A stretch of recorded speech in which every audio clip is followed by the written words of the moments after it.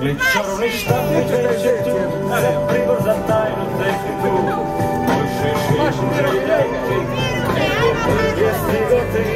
Znači, Giardini su najomiljenija lokacija zapravo za naše najmlađe.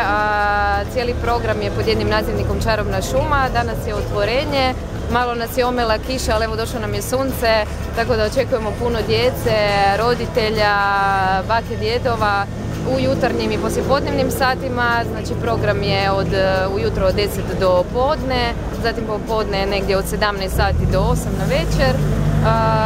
Ovdje su nam također i kućice, znači nekakav božićni sajam. Stvarno je svašta u ponudi, od nekakvih ugostiteljskih usluga do radinosti, raznih suvenira prigodnih za ovaj period godine.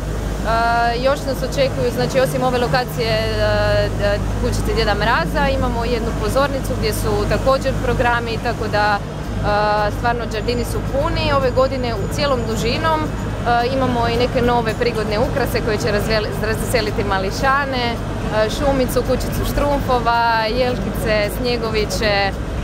A u samoj kućici Djeda Mraza 16. nas očekuje, znači Djed Mraz koji će biti ovdje do Božića. Cijelo vrijeme djeca mogu mu slati pisma, ubaciti u prigodni sandučić.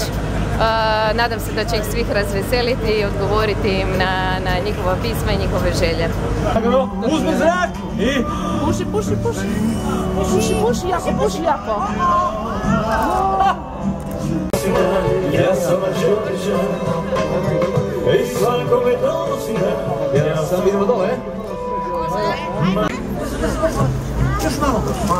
Puši, puši, puši. Ide ovako.